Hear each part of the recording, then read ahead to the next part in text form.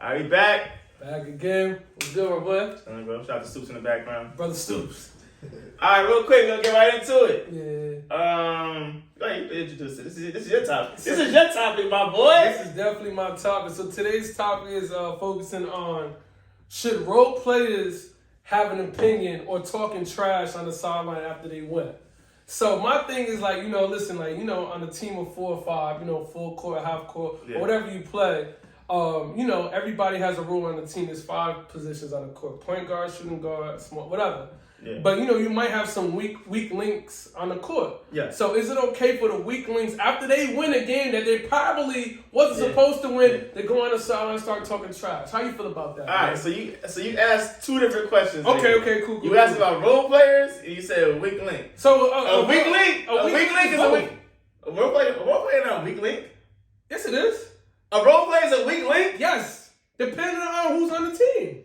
How's a role player a weak link? So okay, not as best as the other players. So you might be a role player. Everybody other than the star player is a role player. Okay, so is Lou Will a star? He's not a league, but is Lou Will a star? No. He's a role player. A weak link compared to whoever's else on his team. But Lou Will can get 50 in his sleep. But it's his compared to say AI's on his team. He played with these guys too. AI, Andre Iguodala. He's the weak link. They all played on the Sixers before. Whoa! You gotta change this topic, my boy. No, I'm just saying though. Depending on the players on the team, the other players could be considered a weak link compared to the other players. But a role player doesn't mean you're a weak link. It doesn't mean that. Depends on. So Ray Allen when he was in the Heat, he's a weak link. No. Yes. What? Oh my God! Compared to the big 3. But that doesn't make you a weak link. Not literally like a weak link, but I'm just saying like compared to the other players, like he's a role player. He's not expected to do much, so it's okay for him. But the role player is. But you're talking about a Hall of Famer though, bro. We're talking about Lou Will's not a Hall of Famer. Okay, but Lou Will's not a weak link. He's a weak link on defense, but depends on what other star players compared. Yeah, he might be the weak link because first of all, a weak link could be. He's all offense, so he might be a defensive liability. Now I'm in my bag now. Yeah, he's a defensive liability. He could be a weak link. No, you're not in your bag. You're out of your bag. No, I'm telling you, yo. I'm telling you. So he's definitely, depending on whatever side of the court, you can't be the weak link on the court. I mean, on the team. Okay, so hold on. We gonna rewind this. This is a new topic. A role player is a weak link. That's what you're saying. Role players can be weak links, yes. Yes, but a star player could be a weak link. No. A star player can be a weak link? No. What are you talking about? Because he's a star. Okay, Rudy Gobert's he made the All-Star game and all that stuff, right? So he's I don't consider him a star. Okay, but he's a key piece. He got a max contract and all that stuff. Okay. You don't give max contracts to role players, right? He's not even probably top 3 big men in the league to me. Okay, but that doesn't mean he's not a star though. I'm not saying he's a star player, but he's not. Is he a role player? Yes. So role players make the All-Star game. Yes, you can't make the All-Star game as a role player. Okay. You got the floor, Jay. Go ahead. So anyway, back to I won that argument. No, anyway, not even close. No. So let's get back to it. So is it okay for weaker players? Okay. Now I want to stay on this topic. Okay, cool. We can go to that. I want to stay on this topic. All right. Okay. So it's some stars like they have matchup problems, so it's some out the end of the game, right? Because they can't defend a certain player. Russell Westbrook, Isaiah Thomas, certain players and stuff. Okay, Isaiah Thomas, perfect example. Isaiah Thomas. Look at America. I know what I'm talking about. I know what I'm talking about. But IT is a star or a role player. Right now? No, in his prime. In his prime, was he a star role player? Was he a star or a role player in his prime? When he was 4th in MVP voting, was he a star or a role player? He was a star for. Okay, so but you say you want to take role player, why would you take him at the end of the game? Because he's small. He's a 5'9". But he's a weak link on defense. That's what I'm saying. So how is he a star? No, you say he's a star if you just say he's a weak link. The man, hold on. The man almost averaged 30 points. He's definitely a star. Rudy Gobert don't average more than 20 a game. But he's not a weak link on defense. They need him in the game but he's a role player. He's not the best player on that Utah Jazz. Whoever he's on now, the Timberwolves and stuff. He's not even the best player. Okay, but IT in his prime, he was getting 30. He was the highest scoring player in the 4th quarter in that MVP season. He didn't win MVP, but he was 4th in MVP vote. Yeah.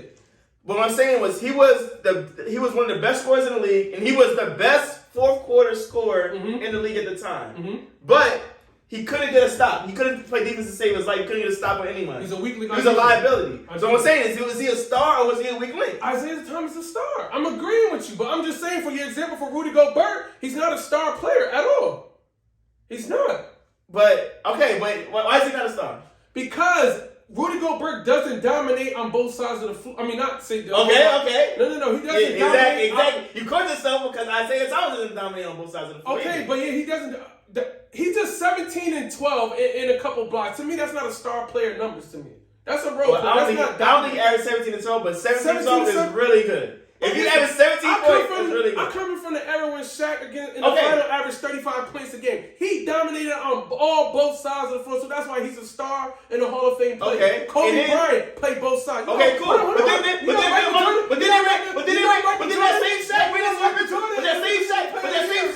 same Shaq ran into the Pistons, and Ben Wallace played a one-on-one squared up. They didn't double team him at all. And Shaq wasn't killing them like that. They lost to the Pistons team, right? Did they lose to that Pistons team, yes or no? Yes. Ben Wallace played him straight up, yes or no? And he's a role player. Ben Wallace is a role player. He didn't get taken out of the game. He's a role player when he made an All-Star game, though. Bro, he's a role player. That's what I said. Role players can't make the All-Star game, bro. They can. All players can't make the All-Star game. But the top 30 people in the league, top 15, 20, 30 people in the Wrong, league. because fans. No, because fan votes matter too. Okay. So fans voted for Ben Wallace. And also writers too. But he's a role player though, statistically. We gonna revisit this. Yeah, we're gonna revisit this. But anyway, so can weaker players on the court, whatever they win a game, should they be talking trash on the sideline to people after they win a game? Should they? Or should they be humble? No, they can talk. They man like you a man. Cause you thought I was gonna agree with you and I don't. You thought I was gonna agree with you and I don't. Yes, I'm gonna talk. I don't care what I did on the court. I don't care if I had 0. Take me off. You should have took me off the court. Listen. Don't be mad because you had 8 and you lost. Listen. Win the game. You win the game and you can talk. Listen. Yeah, you thought I was gonna agree with you and I don't. No. My thing is you gotta be humble though. Cause you're not like Humble. You're not like that. And I'm not talking about him. I'm just talking about players. No, I know you're not talking about me. Yeah. But this is coming from the guy. This is coming from the guy who hit the game winner the other day in the gym. It was going crazy, talking reckless. Exactly. Where's that being humble? Because I'm not a role player. So you're a star? Definitely. Oh, you're a star? Yes. So star players can be role players sometimes? Because I think I'm really good, but I can be a role player at times. I have no problem being a role player if we win the game. Yeah. But everybody knows your game, though. That's not what you're known for doing, though. But I'm talking about people who are not as advanced and skilled as others. You start coming on the court talking crazy and stuff like that. When somebody else scored 8 points or 9 points, and you want to sound like, we whooped out. No, I'm not going to curse. But we whooped out, you know what, on the court. You probably put up 1 point. Like, nah, bro. Be humble and know your role and see if you make it to the next game. Okay, but why should they be humble if they just won? If they just won a tough game, and the person was in there, maybe they didn't score, but they playing good defense. I'm all for competitive and high self-esteem and bigging up your players, though, but know yourself, though. Because you can't get more than 2 points. Okay, what if they win all day, though? What if they win the whole day? They win out the whole day. You can talk after we all go home and stuff. Don't start talking in between games. You won one game, okay, cool. If you won the whole game throughout the day, all right, but you can talk after. So why can't they talk? Because they're not that good, bro. You gotta be humble. Know your skill, that's all. So what's not that good? So the game is we going to 12. Yeah. What's the stat line of a good player or a top-notch player and a player that shouldn't be talking? What's the bare minimum? The bare minimum of a player who should not be talking. No, what's the bare minimum of a player that should be talking? Probably like 5 and up. 5 and up? Yeah, up to 12. But if you want to 12... Yeah, 5. That's almost damn near half. Yeah, so you want to have half the points to talk? If you're that good, we expect that from you. The 5 or more. So, in a game of 12, how much do you expect to put up? What's your average? Me? What you think? Like 6? It depends who's on my team. All right, but I'm just saying. I say I should get at least 3 or 4. Because I like the pass. It's the cutting. You leave outlet. True. You know what I mean? But it's the other stuff too. If I'm setting screens, if I'm getting people open, if I'm throwing dimes, if I'm rebounding, I'm playing defense. I expect for myself to put up at least 4 more points in a game of 12. And for a game of 16, maybe 6 or plus. 6 or plus? In a game of 16 yards. Who is this young man right here? Andre McCullum. You feel me? The walk-in bucket? Exactly. But Wow. that's what I'm saying, though. But if you put Never up been, one never or been a two role points, player a day in his life, gentlemen. never. But if you put on 1 or 2 points a game, just be humble, go on the sideline and win. Now, if you win all day, bro, you can talk all you want, but not in between games 1 and 2. Start talking crit like, yo, bro. But why?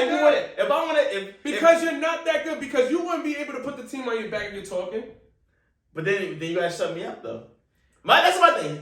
If You you always got somebody to carry you to the mountaintop. and that's fine. If that's the case, cool. Y'all gotta take us off because we a team. There's no I in team. So take off my team and I will stop talking. The star player should stop talking. The best player. No. But whatever, man. Listen, know your role, know your skill.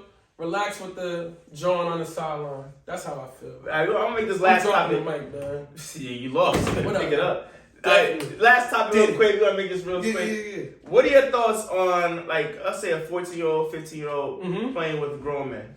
And where we think the advantage and disadvantages of you playing with that kid, not the kid playing with you playing with against that kid. So, a defensive liability. That's a disadvantage, right? Yeah, disadvantage. I agree 100%. That was my go-to right Yeah, there. yeah. They are horrible on defense because Great minds think alike. they minds think alike. So I think like when I'm all for throwing anybody into the fire for anything. You know what I mean? Yeah. You got to be under the lights. You got to play. But also, so the disadvantage would be younger kids. They're not physically developed to play with 30, 40, and 50 years, and also liability to get hurt. Yeah, because yeah, also yeah. we're trying to win and stay on too. Yeah. So I can't really go hard on a 14-year-old. No, you're gonna get these buckets. Correct. You want to get between his legs, go Yeah. play. The advantage for letting these young kids play is they get better. Yeah. You know what I mean? You're playing with better people, more advanced. You can become more physical. Yeah. The mental of the game, up and down, you can actually learn from the people. Yeah. So I think the disadvantage of is just the size. Yeah, the size How difference. about you? What's your advantage? I agree 100%. The Yeah. size, the one thing I like about playing against kids like that, Mm-hmm. Especially if they're really good. Mhm. I'm not talking about a kid that's not good. A kid that can compete Yeah. at the level offensively. Mm-hmm. A kid like that, you run around a lot. Okay. They never get tired. Is that- they So keep wanna- you in shape. They keep you in shape. So Yeah, you want to yeah. get a good workout, Mhm. chase the kid around. He never gonna stop running. Yeah. The disadvantage, like you said, is the physicality. Mm-hmm. Like it doesn't matter how old, no matter how strong the kid looks, he's still a 14-year-old kid. Exactly. I mean, he ain't not LeBron. If he ain't not LeBron at that age, he's just a 14-year-old kid that weighs 103 pounds. Yeah. So you literally can throw him out the way, muscle him, push him, body him. They getting bumped. They going out the window. And it puts you at a disadvantage to also win the game too. Correct. Because now it's pick on that kid and stuff Correct. like that. But also it gives him a learning curve. So example for the movie He Got Game. Yeah. Denzel Washington and Ray Allen. Yeah. You know, in the beginning of the movie you see Denzel Washington fouling his son, getting him Fouling. ready. But that also made him a better player going into Correct. playing in Brooklyn Correct. in the city. So it's a disadvantage, good advantage. And also too, man, as a kid, man, my father used to bring me to Nash Park Yeah. and play. He always had me playing with the adults and stuff. Some guys used to complain. Yeah, They shout used out to to complain. the dudes at Nash. You know what I mean? Love So, Nash you know what I Park. mean? But, you know, my dad's like, yo, nah, my son's gonna Yeah, play, he's gonna and that's play. it, and it made me Yeah. better, man. Yeah, I think that the physicality is unmatched, and like you were saying, like the kid may play against better talent, Mm-hmm. even with his age, but Yeah. the physicality is unmatched. Yeah, definitely. You definitely can't teach the physicality. It's also going to help them in the long run. All right, we're gonna leave it there. Yeah. Dre is bugging with that Listen, first man, thing. you tripping, bro, man. Whatever. Let us know in the comments what y'all think. Make sure you like, comment, subscribe. YouTube.com/. The @ symbol, can't pick the tape. Definitely. All one word. You can subscribe, like, comment. Blessings. Peace. Be easy.